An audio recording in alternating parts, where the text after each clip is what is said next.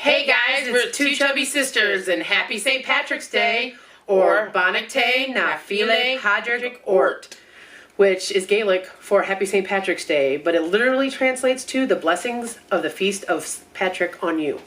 Alright, today is March 17th, St. Patrick's Day, and today we're going to talk about St. Patrick. Who is he and why do we celebrate him? This can get a little long, and because it's a lot of story, so again, how much of this is truth, we're not totally sure, because, it was 1,500 years ago, and so... The records aren't exactly accurate. We have, lots of notes here, so guys, if you guys see us reading, it's because it was so much to remember that we literally had to write it down. Yeah, because we couldn't memorize all of it.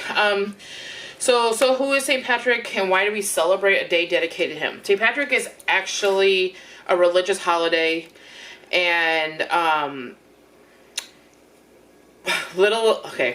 first let's talk about who he was and why we got to the point of where he started and to the point where we got to where we celebrate a whole day dedicated to him. He was born in 385 AD in Wales. He's not Irish, guys. He's Welsh. Yeah. And this is something that a lot of people are like, what? St. Patrick's not Irish? His real name was Maewyn Succat, actually, and he didn't actually go by the name of Patrick until he got his priesthood later on. His father was a deacon and a tax collector, and his grandfather was a priest, and there's really no information really about his mom, but of course back then they didn't really do anything about women. Yeah. Anyway, he grew up in a Christian home, but didn't have a strong Christian faith, or wasn't really a practicing Christian at this time. And like I said before, he was a really wealthy family, so he was had a little easier life. Yeah. So the real journey of St. Patrick started when he was 16 years old. Legend has it that Patrick was kidnapped by Irish pirates, and he was taken to Ireland as a slave. There he was a shepherd, and he took care of the animals, the sheep, and, everything over there. He would be enslaved there for 6 years. During those 6 years, he would be mostly isolated and kept by himself, and he would get back in touch with his faith, in Christianity. He prayed to God every day. They said as much as 100 times a day, and just as much at night. Which, that started his lifelong journey in religion. But one day he claimed that a voice told him that he would go home soon and there would be a ship and he should be ready. Yes. Well, he did escape. And he claimed to have walked 200 miles, which that's a long ways to walk, so I don't know. 200 miles away and found a ship. And he convinced the captain to let him board the ship. They sailed for 3 days, and when they landed, they would have landed with what they believed would be Britain. And so all the people on board left the ship and began their journey on foot. During the next 28 days, Patrick would begin preaching to all the passengers and teaching them Christianity and the use of prayer. They were a bit skeptical of the religion and of prayer. But until they got to a point where they were so famished and hungry, Patrick's like, I'm going to pray. So he prayed that they would find substance and food and everything. And they stumbled upon, wild boars. So they found food. And so this made them all start to believe that, okay, prayer works. God is real, And it kind of started their journey. And so it reaffirmed in him that, he was doing the right thing. Patrick would eventually return to Wales and his family, where he dove full on into his life as a minister. He gained his priesthood. Then years later, he said he heard a voice that said, this was a whole thing that this is a quote that they said that he said. I saw a man coming, as it were, from Ireland. His name was Victorious, and he carried many letters, and he gave me one of them. I read the heading, The Voice of the Irish.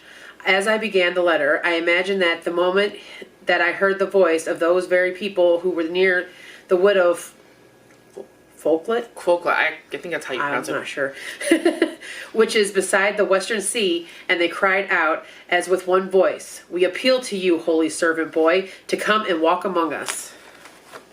He then went back to Ireland and started his ministry work, but when he arrived, he was not really met with a warm welcome. Yeah. So he wasn't really welcomable. But mind you guys, at this time, Ireland was a pagan country. Their religion at that time was pagan. It was not Christianity. So they told him to leave, and then he went up further north and found like islands, and where he was welcomed, and he began gaining followers there, basically like a parish, and he began to ordain people and started spreading the Christian faith in Ireland. To this day, one of those islands is called the Innis Patrick, and it was like the first dedication ever to Patrick, or Saint Patrick.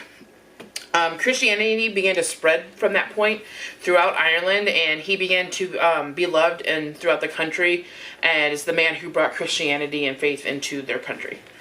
And then you talk about how St. Patrick's Day, they say, some myths say that he drove the snakes out of Ireland.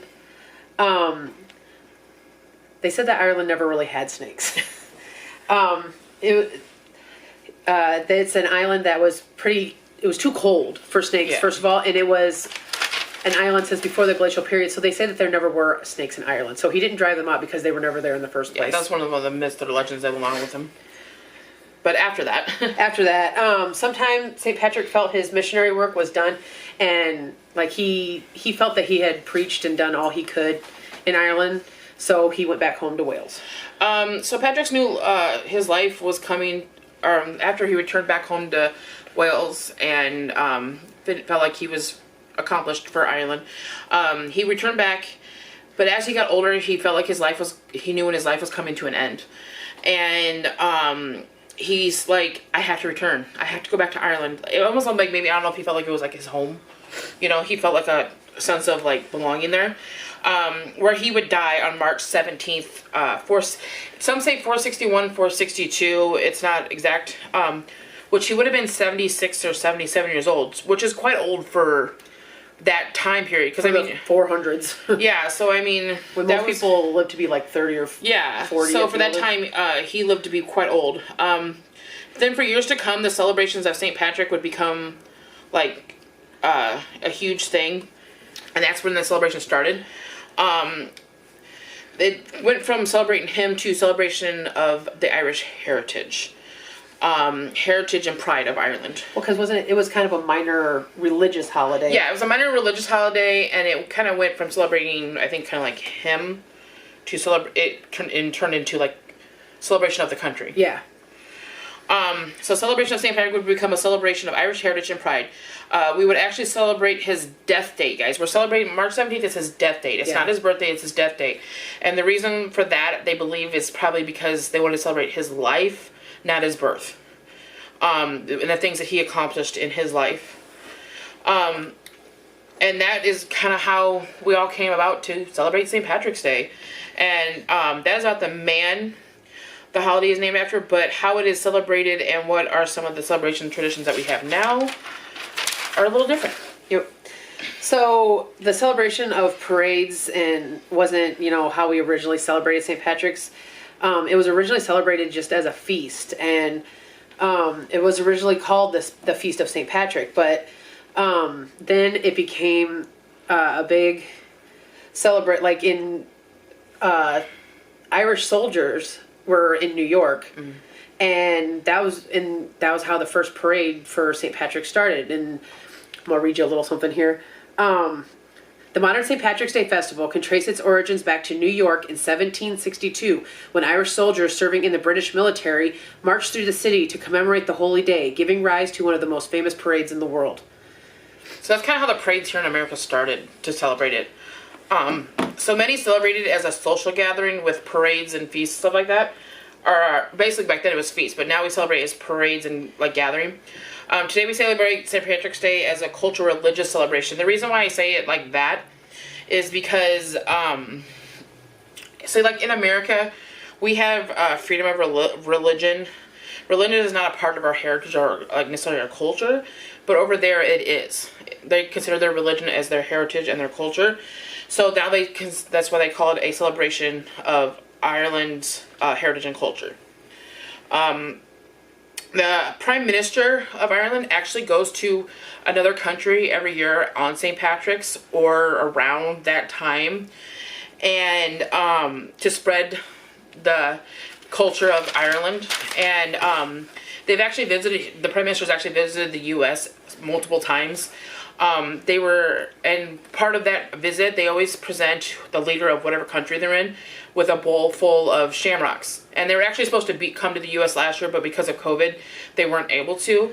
And our president and their prime minister did basically a Zoom call, but they sent the shamrock over. So he did get the bowl of shamrocks and everything like that. But that's kind of like what they present is shamrocks. Mm-hmm. Speaking of shamrocks, shamrocks are the national symbol of Ireland, along with the harp. But the reason that they do that is because when St. Patrick was preaching and when he was teaching Christianity to the pagan people of Ireland, he taught the shamrock or the three-leaf clover as the Holy Trinity, as in the Father, the Son, and Holy Spirit in one person. So that was how that was. And it was easy to get the Irish to understand because before they learned Christianity, they considered the shamrock a sacred plant to begin with. So using that symbolism helped to get Christianity into Ireland. And as you guys know, shamrocks are green. Yep. Green is the big color. When you see St. Patrick's Day, green is everywhere. Yep. Green didn't always used to be the color for St. Patrick's Day.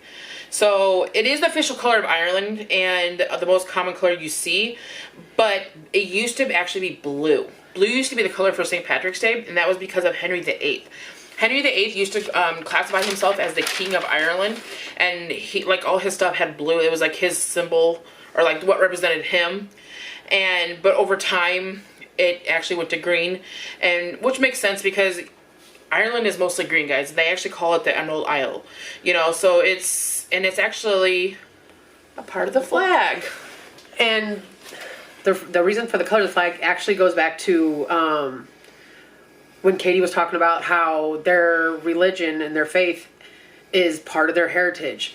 Because the tricolor flag is, the green stands for Catholicism, the orange stands for Protestants, which is pretty much all the non-Catholic Christian religions, and then the white is the everlasting peace between the two. So when we say that that religion is ingrained in their heritage, it's part of their part of what the country is. Christianity in Ireland is mostly Catholic, and is currently over 75% of the country is still Catholic. Which they assume. They would assume that's what he would be. That's what one he would be if he was current. Because they didn't really. I don't think they really ever said. You can't really find. Yeah, specifically what Christianity he was, but they're pretty sure that it would have been Catholicism. St. Patrick is the most celebrated national holiday. It's or any holiday. Think about all the holidays we celebrate during the year. It is the most national celebrated holiday. With more than 50 countries have huge gatherings and big events, parades, and everything like that. It is not a federal holiday here in America, but it is still a huge celebration. We do have big parades and everything all across our country. But what's surprising is, and even though it was that's still a long time ago, it didn't become a federal holiday in Ireland until 1903. So that's 1,400 years after. So they've been celebrating it, and it was a holiday for almost 1,400 years. But they didn't make it an actual official holiday, I guess what they call a bank holiday or, government holiday or national holiday. Until 1903 in Ireland, which is kind of surprising. I thought that was a little weird. I thought that was kind of surprising. That took them 1,400 years. Which is, so how we celebrate it in the U.S. In our traditions here, a lot of that came from the Irish immigrants that came into America, and it was their way of holding on to their heritage and their culture when they came over here. I feel like this holiday actually has a lot to do with culture and heritage. Mm-hmm. Even though it is a religious holiday, it still has to do with that. So a lot of the Irish families, the typical thing is to go to church and you have a big feast.